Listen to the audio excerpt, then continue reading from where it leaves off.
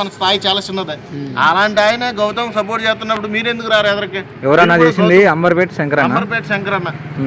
అంబర్పేట శంకరన్నే నీకు సపోర్ట్ చేస్తున్నప్పుడు మనం ఎందుకు చేయకూడదు? చేద్దాం, మనం కూడా చేద్దాం. నిజంగా ఈ రకమైన బయాస్డ్ గా ఉంటే వాళ్ళ కనుక వాళ్ళ ప్రాంతం వాళ్ళు అక్కడ క్యాంపెయిన్ చేసుకుని ఓట్లు వేసి బలమైతే మనం కూడా ఇక్కడుండి మనం ఖచ్చితంగా మన వాళ్ళని గెలిపించుకుందాం, ఓట్లు వేద్దాం.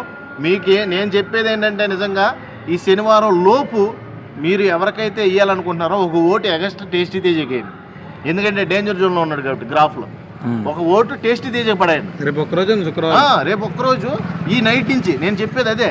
ఈ నైట్ రేపు నైట్ దాకా ఉంటుంది కాబట్టి ఈ 2 నైట్లలో టేస్టీ తేజకు గట్టిగా పడేలా చూడండి, 2 ఓట్లు ఎక్స్ట్రా పడేలా చూడండి. పృథ్వీని అక్కడ ఎలిమినేట్ అయ్యేలా చేద్దాం. మన స్ట్రాటజీ మనకు ఉండాలి కదా, ఖచ్చితంగా వాళ్ళ స్ట్రాటజీ వాళ్ళకు ఉన్నప్పుడు మన స్ట్రాటజీ మనకు ఉంది. నేను గేమ్ లాగానే చెప్పాను ఎంతవరకు కూడా, వాళ్ళ యాటిట్యూడ్ని చూసి వాళ్ళ ఆటను చూసి చెప్పాను.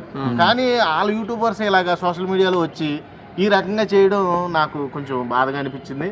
దీని గురించి మన జబర్దస్త్ మహేందర్ కూడా చాలా వీడియోలు చెప్తున్నాడు. ఏంటని చూస్తే కట్ చేస్తే ఇదే ఉంది. అది నిజంగా తప్పు, అది చాలా తప్పు. మన గౌతమ్ సపోర్ట్ చేద్దాం. ఇక కానీ గౌతమ్ని, టేస్టీ తేజని, అవినాష్ని, రోహిణిని ఎలాగ వాళ్ళు ఊచి గెలిపోయారు.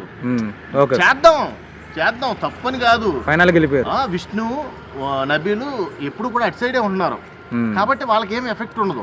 అయినా వాళ్ళకి ఓటు బజ్ కూడా బాగుంది. లేనిది ఎవరికి రా అంటే వీళ్ళకే, వైట్ కార్డ్స్కి లేదు. కాబట్టి వీళ్ళకి మీరు కప్పు కొట్టాలి అనుకుంటే గౌతమ్ ఖచ్చితంగా సపోర్ట్ చేయండి, కొంచెం ఎదరకు తీసుకెళ్ళండి. ఓకేనా? ఇంతకు మించి నేనేం చెప్పను. నాకు తెలిసిన వార్తను బట్టి నేను రియాక్ట్ అవుతున్నా.